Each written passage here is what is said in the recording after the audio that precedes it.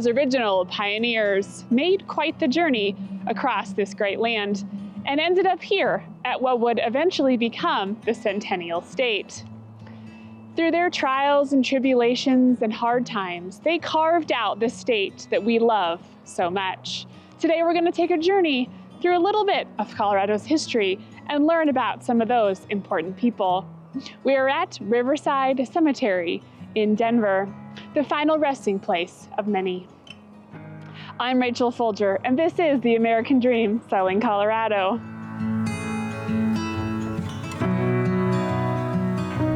Hi, Ray. How are you? Good, how are you? I'm okay, good.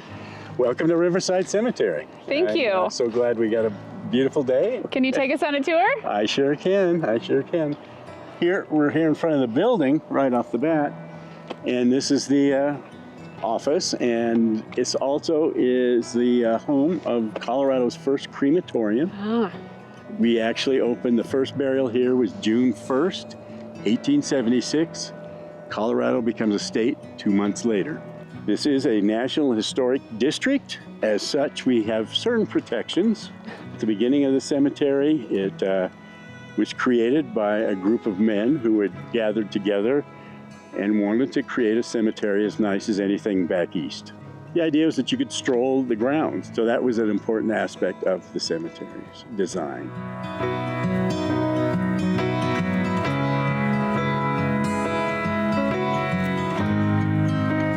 The horse here, which is one of the more curious monuments, I guess, is for Addison Baker.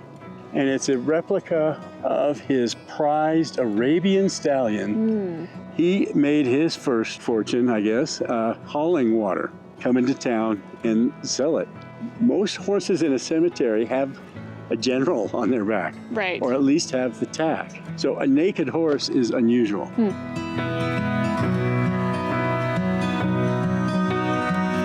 This is the monument to Lester Drake. Wow. And it is certainly the most photographed monument in the cemetery. I can see why. And the detail is amazing. Supposedly this is a replica of the cabin he built up by Blackhawk Okay. when he was prospecting.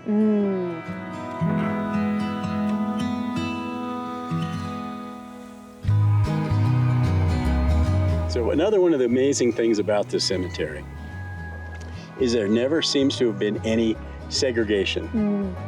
You pretty much have every prominent person of color in early Denver and even in some cases Colorado history buried here in this cemetery.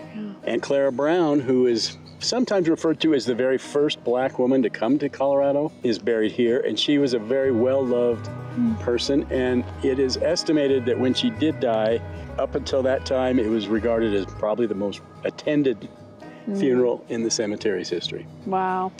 So a remarkable woman, along with Barney Ford, who is another great example of somebody who, he was an escaped slave, but he seemed to have a real feeling that he was destined for great things. The Inter-Ocean Hotel he created here in Denver at the time was the nicest hotel in town. Some incredible stories with the different minority groups that are represented here. This is the gravesite of Augusta Tabor, who was an incredible woman in many ways.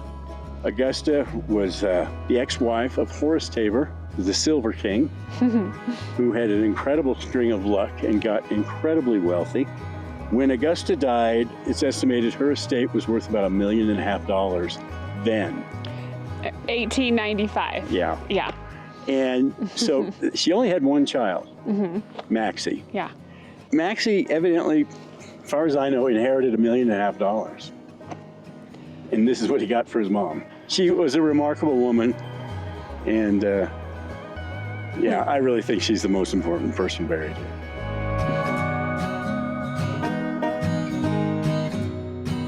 Is there anything about Colorado or Colorado history that you think somebody definitely needs to know? I mean, again, I think the Tabor story is really important. It's such an incredible story. So, and this cemetery, you got so much of it here. Between, we have the 3 territorial governors buried here. We have 3 Medal of Honor recipients here that we're very proud of. I'm so glad we got to come take a look and on a beautiful Colorado winter day. It is.